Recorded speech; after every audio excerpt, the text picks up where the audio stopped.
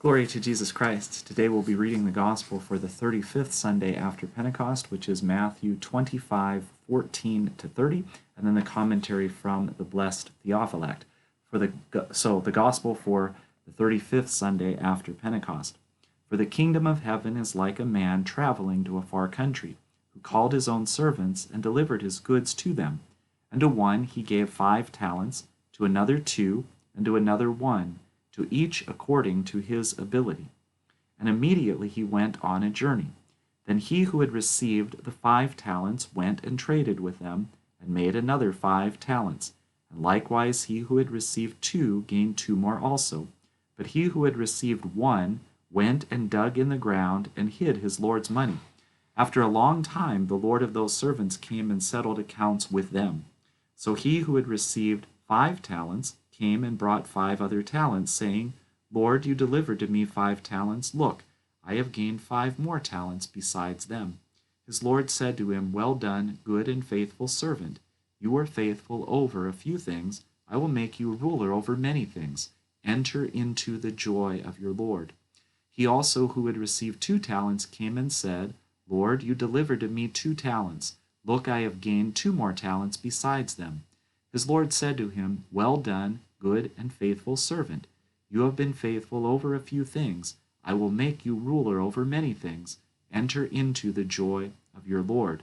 Then he who had received the 1 talent came and said, Lord, I knew you to be a hard man, reaping where you have not sown, and gathering where you have not scattered seed. And I was afraid, and went and hid your talent in the ground. Look, there you have what is yours. But his Lord answered and said to him, You wicked and lazy servant, you knew that I reap where I have not sown, and gather where I have not scattered seed.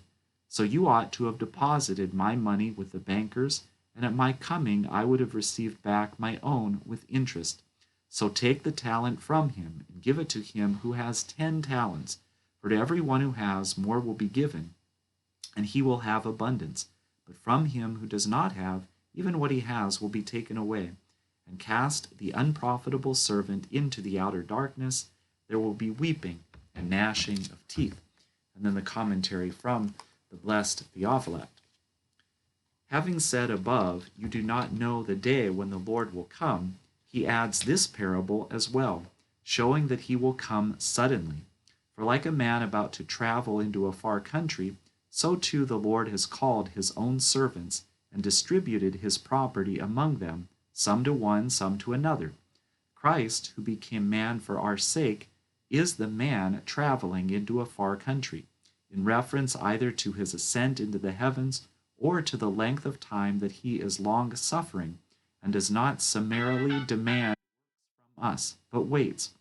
His servants are those who have been entrusted with the ministry of the word, such as bishops, priests, and deacons, and who have received spiritual gifts, some greater, some lesser, each one according to his own strength, that is, according to the measure of his faith and purity.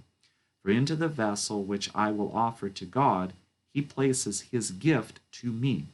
If it is a small vessel, a small gift. If it is a large vessel, a large gift. Immediately he who had received the 5 talents went and traded with them. See the speed with which he acts, not in the least bit negligent, but immediately trading and doubling what he had received. For whether a man be gifted with speech, wealth, the authority of kingship, or any other power or skill, if he desires to benefit not only himself but others as well, he doubles what has been given to him.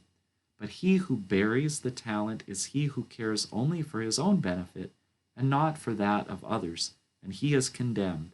But if you should see an intelligent and skilled man misusing his intelligence in various pursuits, in deceitfulness, and in earthly affairs, you may say that such a man has buried his talent in the earth, that is, in earthly matters.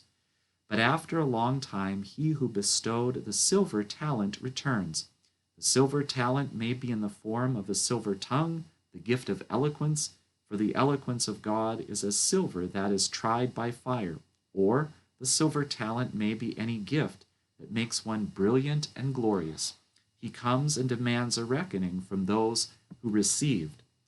Both of those who had worked and traded with the talents given to them are praised equally by the master, each one hearing, "Well done, good and faithful servant." Good, we understand here to mean loving all mankind and without spite. He who imparts his own goodness to his neighbors. Those who have shown themselves to be faithful over a few things are made rulers over many things.